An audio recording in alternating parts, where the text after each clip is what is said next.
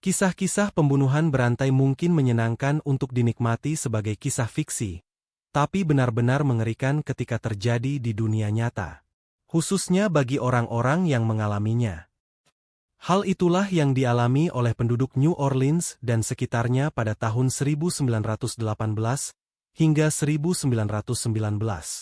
Selama 15 bulan, mereka dibuat ketakutan gara-gara munculnya seorang pembunuh berantai yang dijuluki The Axeman. Inilah kisah selengkapnya, dan selamat menyelami dunia misteri.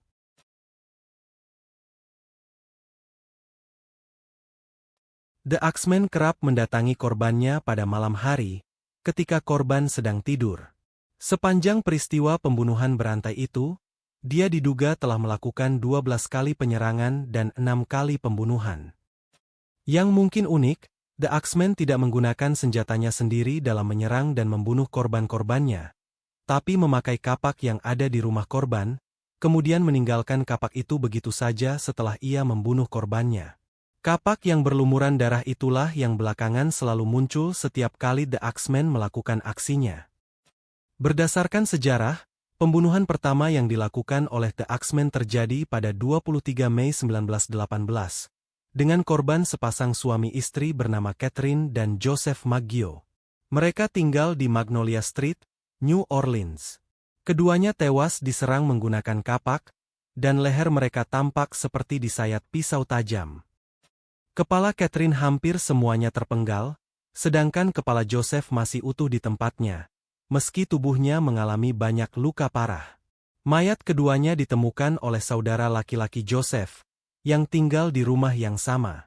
Saat pembunuhan terjadi, saudara laki-laki Joseph sama sekali tidak mendengar atau melihat sesuatu yang mencurigakan. Pemeriksaan yang dilakukan mendapati tidak ada satupun barang berharga yang hilang.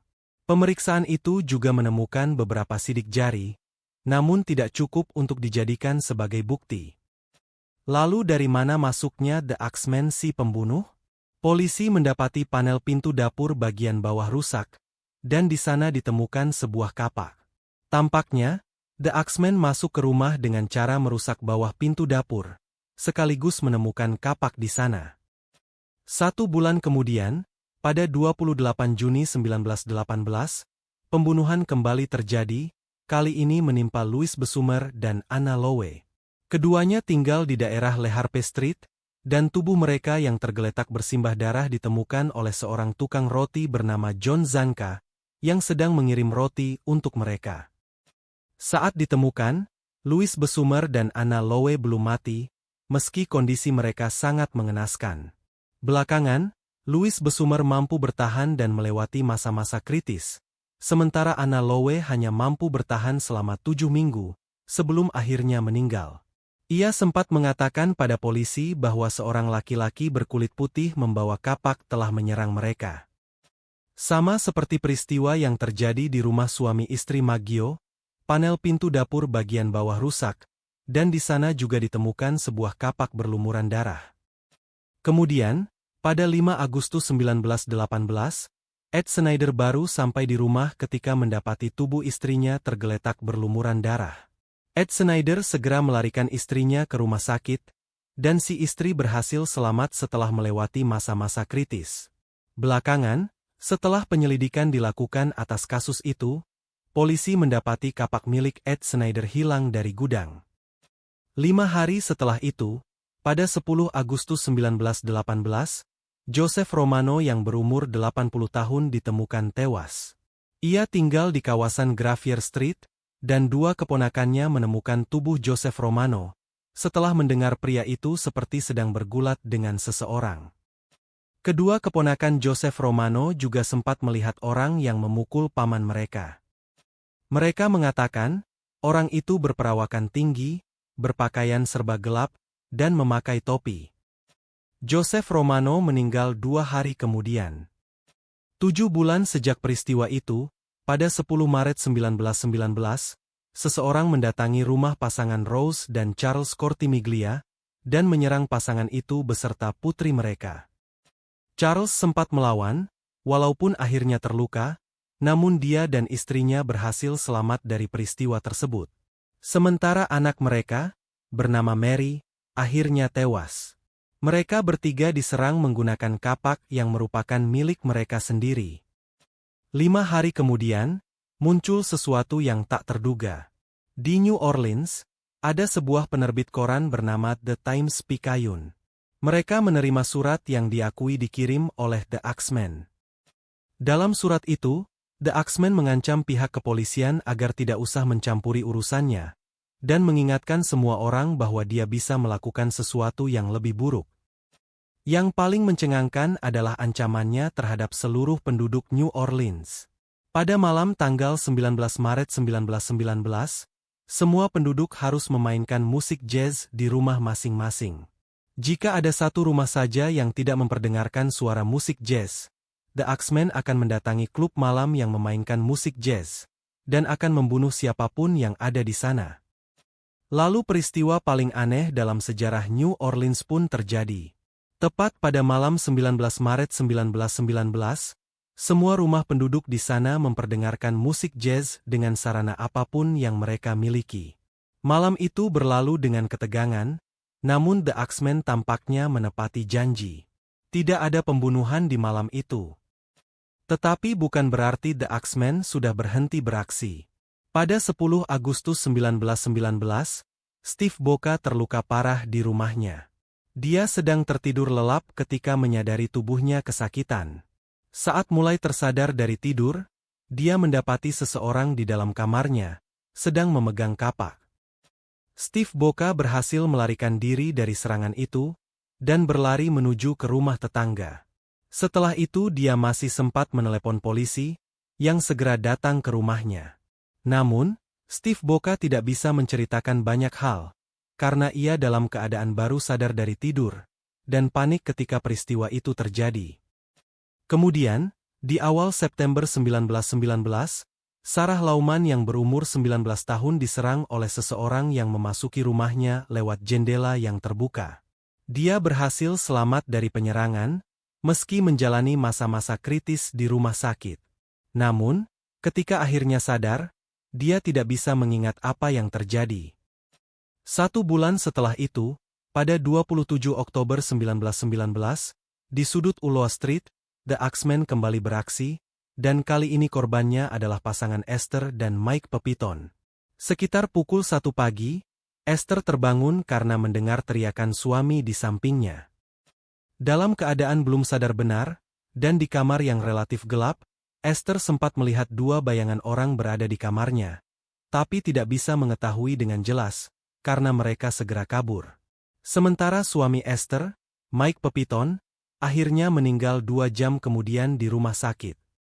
Kasus penyerangan yang menimpa Mike Pepitone menarik perhatian polisi, karena tidak adanya kapak yang ditemukan sebagaimana pada korban-korban The Axemen sebelumnya.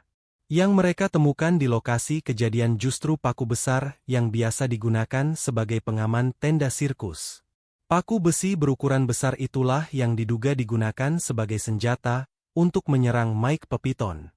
Kebetulan, 2 blok dari rumah Pepitone terdapat sebuah sirkus yang sedang berlangsung pada malam itu. Gara-gara pembunuhan terhadap Mike Pepitone, spekulasi berkembang. Sebagian orang mulai curiga bahwa tidak semua penyerangan yang terjadi dilakukan oleh The Axemen. Beberapa orang di sana berspekulasi bahwa dugaan penyerangan terakhir yang dilakukan terhadap Mike Pepitone sebenarnya dilakukan oleh mafia.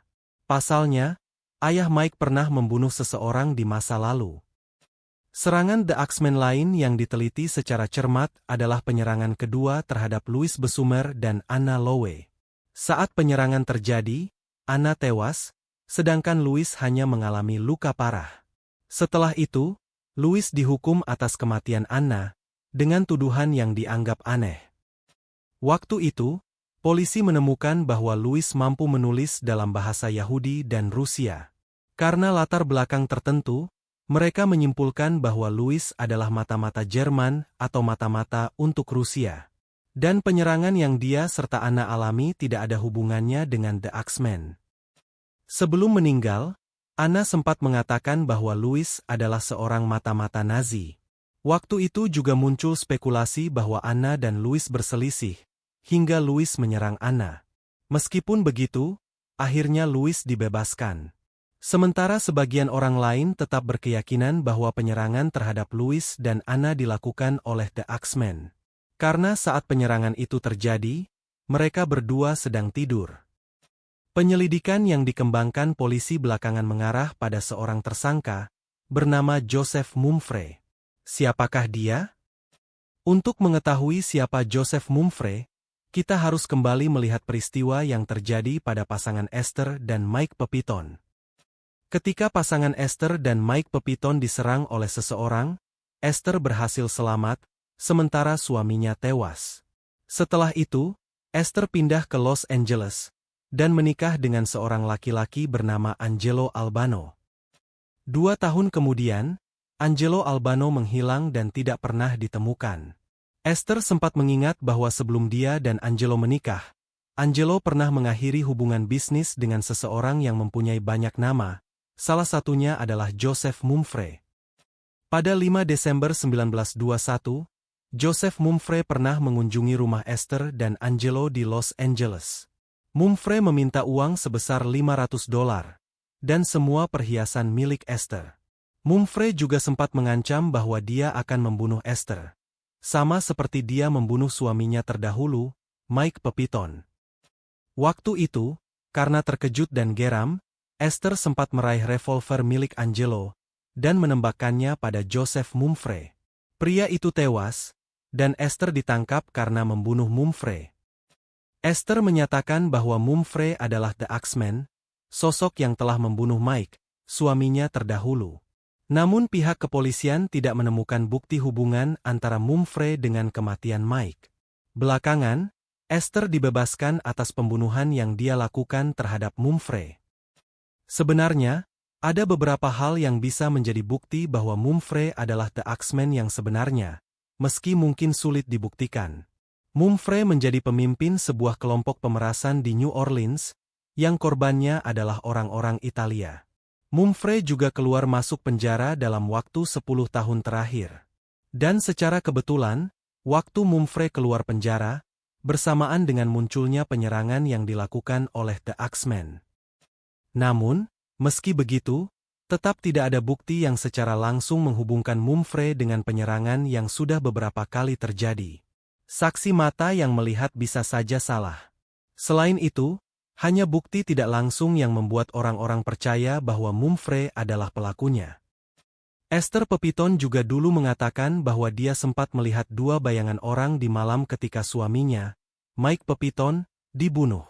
Jadi, Esther mungkin berbohong, atau mungkin The Axemen adalah 2 orang yang berbeda. Yang jelas, sampai kini, penduduk New Orleans masih tidak tahu siapa pembunuh berantai yang pernah meneror kota mereka. Jangan lupa like, komen, share dan subscribe, agar tidak ketinggalan kisah-kisah misteri lain di channel ini. Sampai jumpa di kisah berikutnya.